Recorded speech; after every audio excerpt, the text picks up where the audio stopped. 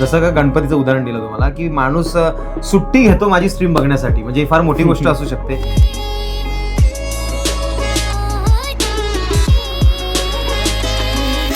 त्या मुलीने जर तुला विचारलं की मला कॉन्टेंट क्रिएटर बनायचं आहे, तर तुझी ऑनेस्ट रिॲक्शन काय असेल? मी शॉक होईन जर तिने मला हे नाही विचारलं तर. म्हणजे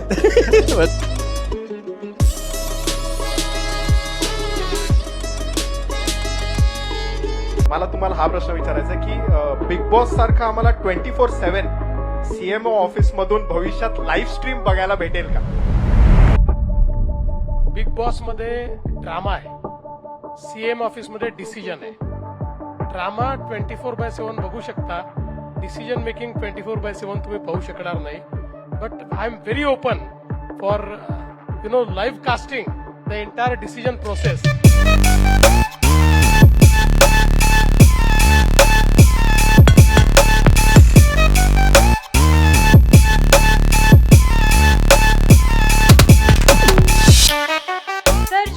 दुनिया टॉप गेम्स खेलती है वो या तो US, चाइना, जापान या फिर साउथ कोरिया में बनते हैं, तो क्या हम महाराष्ट्र में भी ऐसा इंफ्रास्ट्रक्चर या ट्रेनिंग देख सकते हैं जिससे आने वाले टाइम पे हम इंटरनेशनल लेवल के गेम्स बना सके? नहीं, निश्चित रूप से हम लोगों को ये करना ही होगा.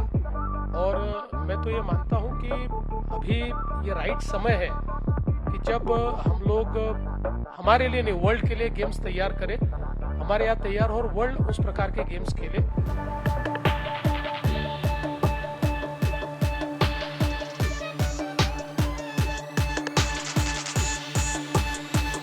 तुम्ही जसा गाड्यांसाठी समृद्धी महामार्ग बनवला आणि बरेच हायवे बनवत आहेत, तसं माझ्यासारख्या गेमरला त्याचा हायवे म्हणजे इंटरनेट आहे.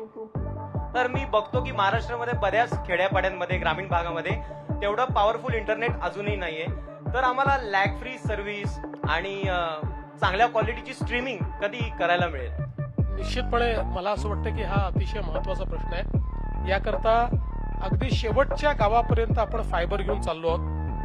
जवळपास आपलं 70% काम झालेलं आहे.